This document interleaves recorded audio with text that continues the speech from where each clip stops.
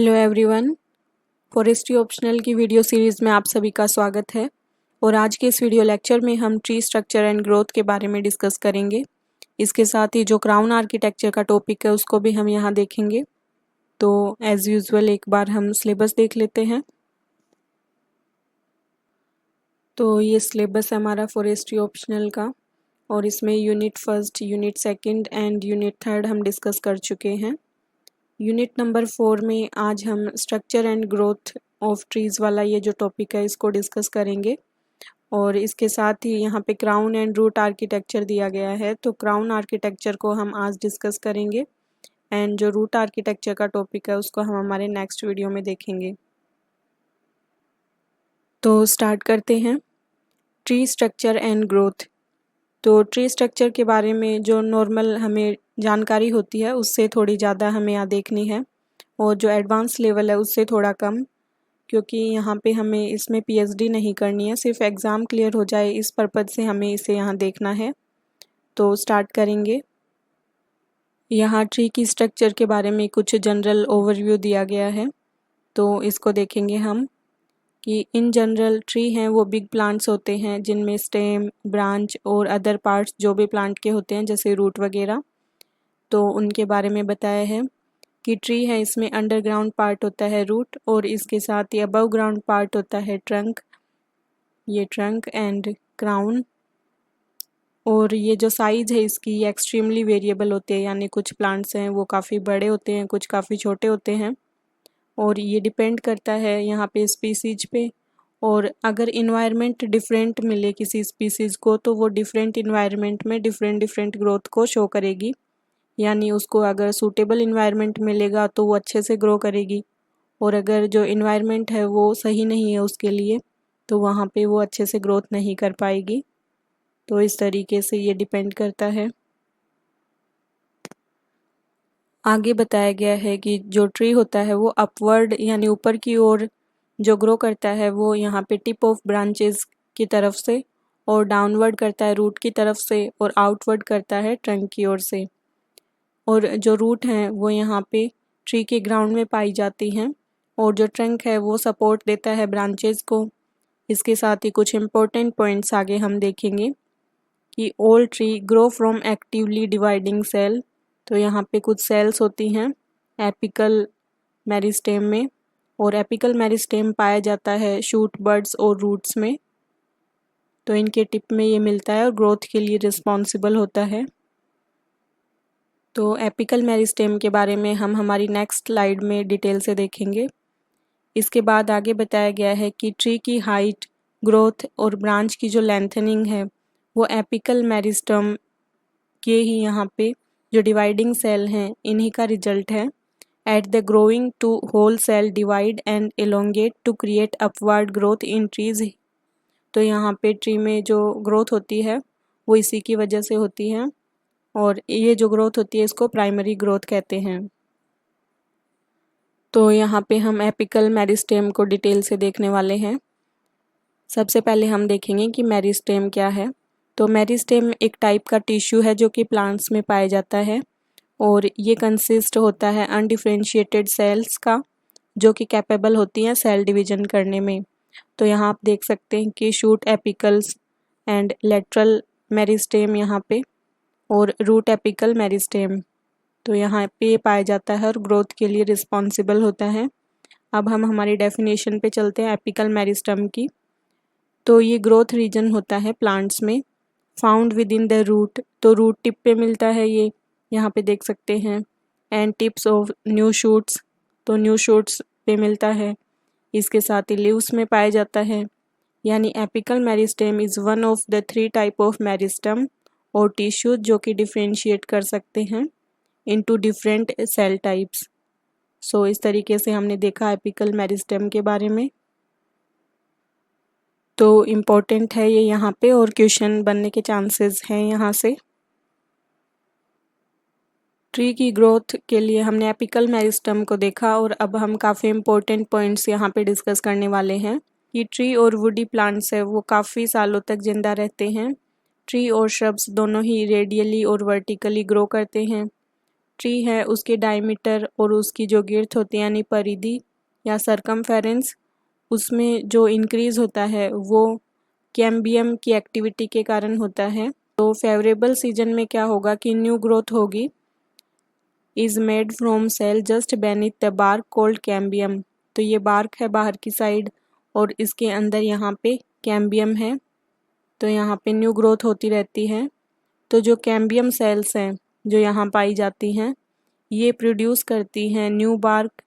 तो एक तो आउटसाइड करेंगी और एक इनसाइड करेंगी। तो आउटसाइड जो करेंगी वो कहलाएगी फोलेम सेल्स एंड जो अंदर की साइड करेंगी वो होंगी जाइलम सेल्स। ये अंदर की side xylem and phloem, bark and vascular cambium. तो क्वेश्चंस पूछे जा सकते हैं यहाँ पे कैम्बियम से। और जाइलम है ये जो वाटर है उसको पहुँचाता है पौधों के पार्ट तक, और ये इस तरीके की जो ग्रोथ होती है इसको सेकेंडरी ग्रोथ कहते हैं। तो आगे दिया गया है कि वुड है वो यहाँ पे ट्रीज से प्राप्त की जाती है which increase in diameter by the formation and this is technically known as secondary growth. और सेकेंडरी ग्रोथ है ये रिजल्ट होता है सेल डिवीजन, कहाँ पे, कैम्बियम में।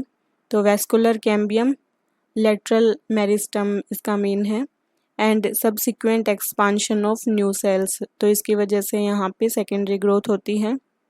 सेकेंडरी ग्रोथ है वो मोस्ट वुडी डाइकोट्स में पाई जाती है यानी द्विबीजपत्री में, और जिम्नोस्पर्म्स में पाई जाती हैं।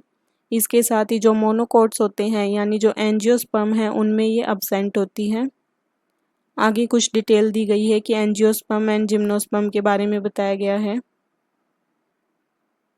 एंजियोस्पर्म वो प्लांट्स होते हैं जिनके जो सीड हैं वो फ्रूट के अंदर कवर्ड होते हैं एंड जिम्नोस्पर्म में क्या होगा, इसमें नेकेड सीड्स पाए जाते हैं यानी एक्सपोज्ड सीड्स मिलते हैं। तो in gymnosperm seed are developed on the surface of specialised leaves and they are cone bearing in nature. So इस तरीके से हमने एक बार एंजियोस्पर्म एंड जिम्नोस्पर्म को भी देखा।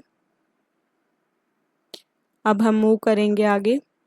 यहाँ पे ये इम्पोर्टेंट है कि सेकेंडरी ग्रोथ कहाँ पाई जाती है। तो अब्सेंट होती है एंजियोस्पर्म में और जिम्नोस्पर्म में और डाइकोट्स में ये मिलती है। इसके बाद कुछ अदर डिटेल दी गई है कि as the tree grows from the wood it manufacturers it adds new layer of wood. तो नई नई लेयर बनती रहती है वुड की इसके ट्रंक में। इससे क्या होगा कि हर साल यहाँ पे लेयर फिर बनती जाती है, नेक्स्ट ईयर एक एक लेयर। तो एनुअल रिंग्स यहाँ पे बनती हैं। और आपने ये कॉन्सेप्ट देखा होगा कि जो ये रिंग्स बनती हैं इनको यूज़ करते हैं ट्री की एज को बताने के लिए। फिर आगे दिया गया है कि ड्यूरिंग ईच ग्रोइंग सीजन जो ट्री है वो यहाँ पे ग्रो करता है बाय इलोंगेशन। यहाँ पे टॉप शूट्स हैं उनमें इलोंगेशन होता है, इसके साथ ही साइड ब्रांचेज हैं उनमें, फिर रूट्स में, और इस तरीके से न्यू लेयर ऑफ वुड यहाँ पे बनती है। तो ये एक जनरल सा ओवरव्यू है यहाँ पे कि ये जो इंक्रीज़ होती है इसको इंक्रीमेंट कहते हैं, और ये हाइट में, गिर्थ में यानी परिधि में, basal area, volume, quality and price over period के साथ ये यहाँ पे एक्सप्रेस की जाती है। अब हम मूव करेंगे आगे। इस स्लाइड में स्ट्रक्चर ऑफ ट्री को दिखाया गया है। रूट में यहाँ पे रेडिकल को दिखाया गया है। रेडिकल जो सीड जर्मिनेट होता है तो सबसे पहले जो पार्ट जर्मिनेट होता है उसको रेडिकल कहते हैं। इसके साथ ही यहाँ पे रूट हेयर जोन दिखाया गया है और टैप रूट को यहाँ पे दिखाया गया है, और लेटरल रूट्स हैं यहाँ पे, ये रूट्स लेटरल रूट्स हैं, और जो डायरेक्ट यहाँ पे नीचे ग्राउंड की ओर जाती है टैप रूट कहलाती है। और फोलिएज यानी लीव्स हैं उनको फोलिएज कहते हैं। और ये टॉप दिखाया गया है, ब्रांचेज ट्विग यानी टहनियाँ जो हैं, और ये पूरा पार्ट है ये क्राउन कहलाता है। इसको हम आगे देखेंगे क्राउन आर्किटेक्चर में। और ये यहाँ पे बोल कहलाता है जो तना होता है वो, और यहाँ पे ये ट्रंक है और ये सब ब्रांचेज हैं ही। तो ये हमने स्ट्रक्चर देखी ट्री की। अब हम क्राउन एंड कैनोपी के बारे में थोड़ा सा देख लेते हैं, क्योंकि कई स्टूडेंट इसमें कंफ्यूज रहते हैं। तो क्राउन क्या होगा? Crown of any plant refer to the totality of its above ground structure such as the trunk, stem, leaves, branch and reproductive part. तो ये सब क्राउन बनाते हैं। तो यहाँ पे आप डिफरेंट डिफरेंट टाइप के क्राउन्स को देख सकते हैं। अब हम कैनोपी को देखेंगे। कैनोपी के बारे में हमने पहले भी डिस्कस किया है और अब हम फिर देखेंगे इसको कि जो क्राउन्स होते हैं उनके कलेक्शन को कैनोपी कहते हैं। तो a canopy is a collection of crown. This can be a tree canopy such as forest, या फिर शुगर कैन कैनोपी भी हो सकती है। जैसे एग्रीकल्चर की फील्ड में देखें तो यहाँ पे शुगर कैन कैनोपी कहेंगे अगर शुगर कैन का जो फील्ड है उसमें, और जो फॉरेस्ट है उसमें जो ट्री हैं उनके जो क्राउन्स है वो मिलके यहाँ पे कैनोपी बनाते हैं। तो अगर बहुत सारे ट्री एक साथ काफ़ी घने उगे हुए हैं तो जो कैनोपी है वो क्लोज्ड कैनोपी होगी, क्योंकि जो सूरज की जो लाइट है वो नीचे तक नहीं पहुंच पाएगी। तो आप यहाँ पे देख सकते हैं कि लाइट पहुंच पा रही है, तो कई कैनोपी वो पार्शियल कैनोपी होती हैं। इस तरीके से हमने क्राउन एंड कैनोपी का जो यहाँ पे डिफरेंस है उसको देखा। अब हम चलते हैं आगे। अब हम डिस्कस करने वाले हैं क्राउन आर्किटेक्चर के टॉपिक को। तो क्राउन आर्किटेक्चर को हमने देखा कि क्राउन में क्या क्या आता है। तो crown architecture of tree is the manner in which foliage part of tree are positioned in various micro environment. तो यहाँ पे जो ट्रीज़ हैं उनकी कुछ स्पेसिफिक क्वालिटी होती है, कुछ स्पेसिफिक शेप होती हैं जब उनको ग्रो करते हैं alone in the open due to inherited development programme. तो ये जो डेवलपमेंट प्रोग्राम होता है इसमें क्या होगा कि जो ब्रांचेज हैं, axis and shoots and leaves, ये यहाँ पे एक स्ट्रक्चर में ग्रो करती हैं विच कन्फर ट्री ए मॉड्यूलर नेचर। तो एक मॉड्यूलर नेचर यहाँ पे ट्री को प्रदान करती हैं ये। इसके साथ ही दिया गया है कि the functional implication of the modular nature and the biomechanical constant of shape which in addition to the environment where the tree grows determine the, ये सब मिलके यहाँ पे क्राउन आर्किटेक्चर को डिटरमाइन करते हैं। तो क्राउन आर्किटेक्चर को हम आगे देखते हैं। आगे बताया गया है कि जो क्राउन आर्किटेक्चर है वो लाइट कैप्चर के लिए काफ़ी क्रूशियल है, काफ़ी इम्पोर्टेंट है, और इसके साथ ही जो लाइट है उसके डिस्ट्रीब्यूशन के लिए भी इतना ही रिस्पॉन्सिबल है to each particular photosynthetic unit of the crown. तो जो क्राउन आर्किटेक्चर इसी पे डिपेंड करता है ये। आगे बताया गया है कि जो ट्रीज़ हैं उनमें इनडिफाइनाइट ग्रोथ पाई जाती है और इस कारण ये रिमार्केबल वेराइबिलिटी को शो करते हैं, लेकिन फिर भी इनकी जो फॉर्म है वो रिकॉग्निजेबल होती है, यानी हम उनको पहचान सकते हैं देख के कि स्पेसिफिक स्पीसीज़ के ट्री को। तो ट्री हैं उनमें यहाँ पे एक्स्ट्रा ऑर्डिनरी वेराइटी मिलती है ब्रांचिंग पैटर्न की एंड जो फोलिएज यानी जो लीव्स होती हैं उनके अरेंजमेंट की, तो ये डिफरेंट डिफरेंट होती हैं। नेक्स्ट स्लाइड में बताया गया है कि यहाँ पे जो ब्रांच की कॉम्प्लेक्सिटी होती है वो सिंगल एक्सिस से यहाँ पे लार्ज ट्रीज पाए जाते हैं और with many order of branching in 3D space. इसके साथ ही जो ब्रांचिंग है उसका रिपीटेशन होता रहता है ब्रांच का, तो ये रिपीटेशन की वजह से डिस्टिंक्टिव कॉम्प्लेक्सिटी यहाँ पे जनरेट करते हैं ट्री क्राउन की, and the relative simplicity of the process has resulted. इनमें फिर कंप्यूटर मॉडल्स यहाँ पे बनते हैं अलग अलग तरीके के। तो पर्टिकुलर मॉडल होता है कि कौन सा ट्री है, स्पेसिफिक ट्री है, वो किस तरीके से यहाँ पे कौन सा मॉडल शो करता है, इसके बारे में हम आगे देखेंगे। और इस वजह से फिर जो ब्रांचिंग है और ग्रोथ है ट्री की वो स्टिमुलेट होती है, ये स्टिमुलेट है। फिर है कि कुछ जो ट्रीज़ हैं वो यहाँ पे सिंगल एक्सिस होती है उनकी, जैसे पाम ट्रीज़ वगैरह हैं, और कुछ हैं उनकी सिमिलर ब्रांचिंग एक्सिस होती है। Most species of tree have 2 or more type of axis that can be distinguished by the primary orientation, symmetry और फॉर्म। तो उससे यहाँ पे इसको अलग अलग पहचाना जा सकता है, तो हमें यहाँ पे नहीं देखना इसके बारे में ज़्यादा। आगे बताया गया है कि जो लीडर एक्सिस होती हैं वो रेडियली सिमेट्रिकल होती हैं, यानी सेंट्रल एक्सिस के अबाउट होती हैं ये, और जो लेटरल ब्रांचेस एक्सिस होती हैं वो डोर्सी वेंट्रली सिमेट्रिकल होती हैं। इसके साथ ही जो ब्रांचिंग एंड कॉन्सिक्वेंट ग्रोथ है ट्रीज़ की, श्रब्स की, उसको हम यहाँ पे कैरेक्टराइज कर सकते हैं बाई वर्टिकल सिमेट्री या फिर लॉन्गिट्यूडनल और हॉरिजॉन्टल या फिर लेटरल सिमेट्री से। तो इनका यहाँ पे पता लगाया जा सकता है। अब देखते हैं नेक्स्ट स्लाइड में। तो इस स्लाइड में आप देख सकते हैं कि जो पिरामिड शेप है वो यहाँ पे शो की जा रही है इन प्लांट्स के द्वारा। तो इस तरीके की सिमेट्री यहाँ पे देखने को मिलती है।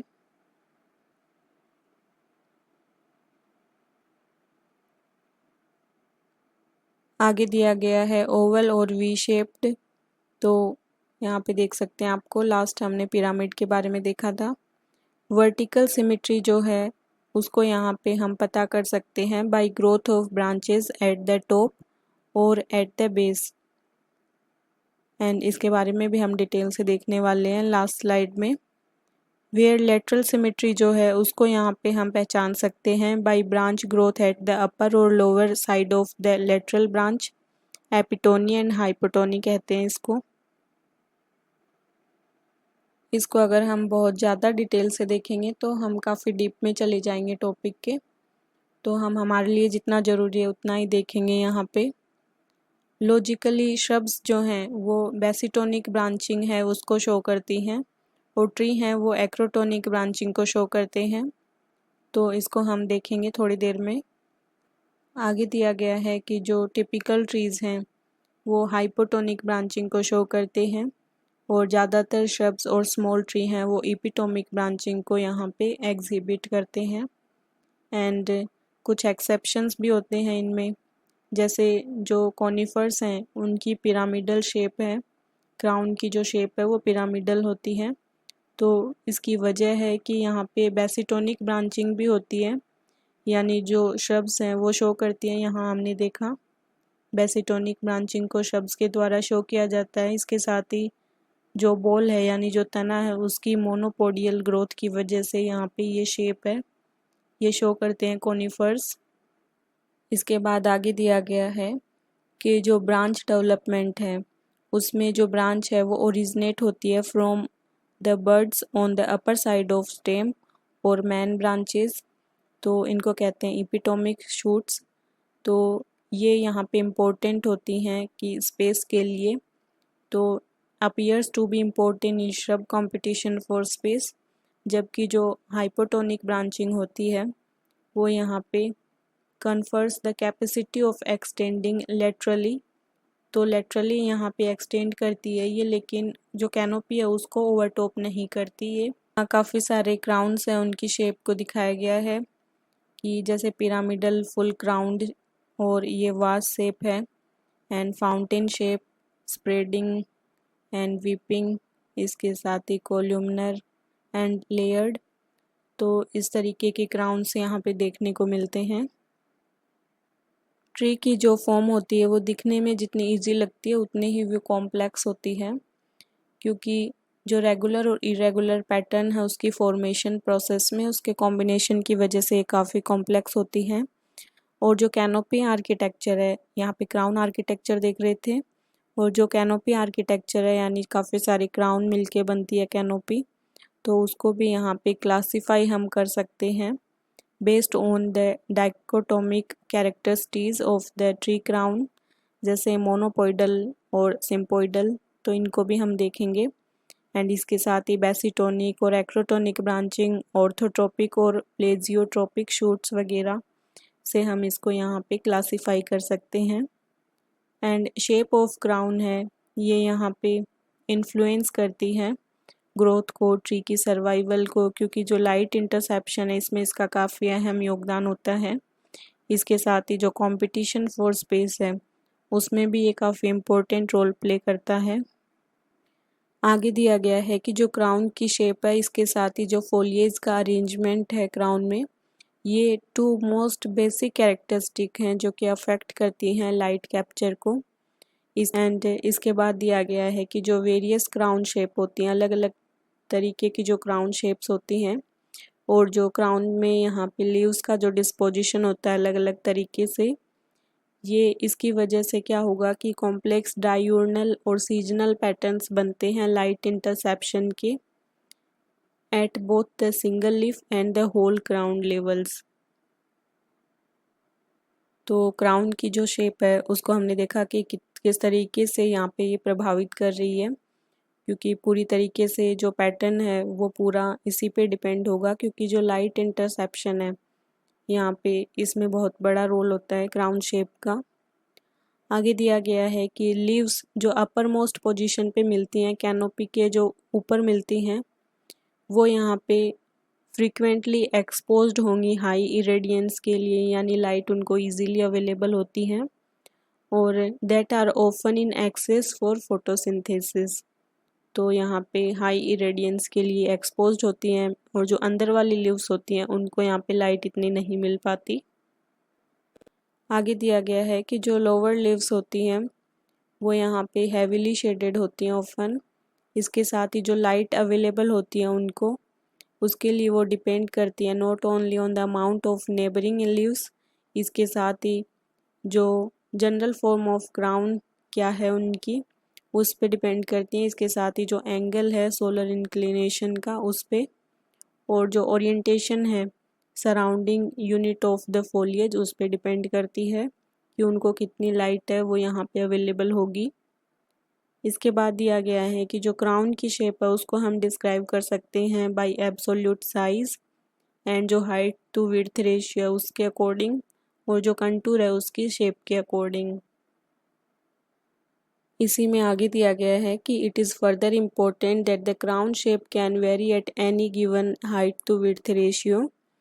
और नेक्स्ट है कि जो सोलर इंक्लिनेशन एंगल है वो डिक्रीज होता जाता है from equator to higher latitude. तो ये जैसे हमारी अर्थ है, इसमें जो इक्वेटर है यहाँ पे सबसे ज़्यादा लाइट पड़ती है, तो अगर हम हाइयर लैटिट्यूड की ओर जाएंगे तो जो सोलर इंक्लिनेशन एंगल है वो यहाँ पे डिक्रीज होता जाएगा। तो ये यहाँ पे दिया गया है कि तो फिर अगर हम हाइयर लैटिट्यूड पे जाएंगे तो जो ट्रीज़ मिलेंगे उनके जो क्राउन है with differing height to width ratio, तो यहाँ पे जो लाइट इंटरसेप्शन है वो भी उस अकॉर्डिंग यहाँ पे अफेक्ट होगा, और उसी के अकॉर्डिंग फिर ये यहाँ पे वेरी करेगा।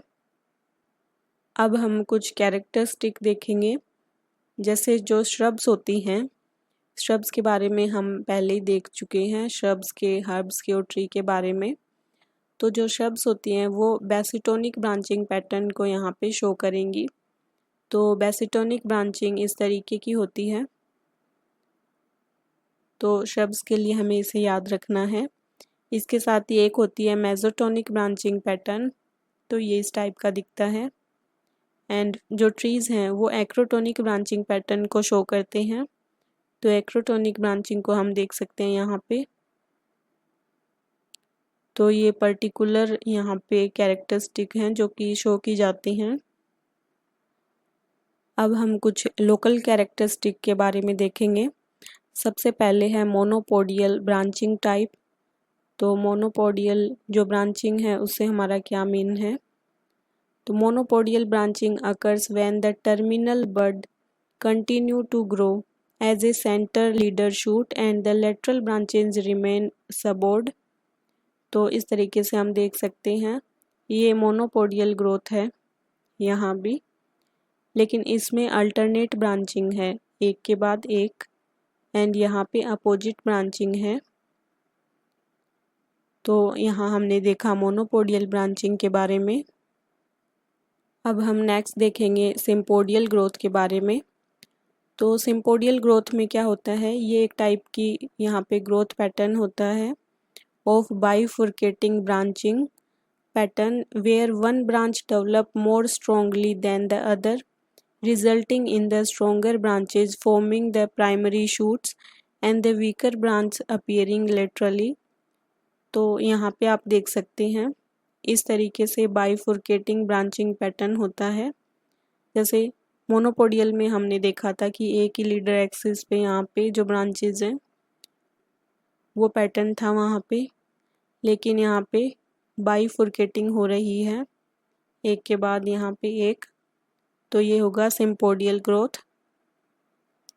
तो इस तरीके से हमने डिस्कस किया है ट्री ग्रोथ एंड स्ट्रक्चर का टॉपिक, इसके साथ ही क्राउन आर्किटेक्चर को। तो हमारा जो नेक्स्ट टॉपिक होगा उसमें हम रूट आर्किटेक्चर को देखेंगे। So thank you so much, have a nice day.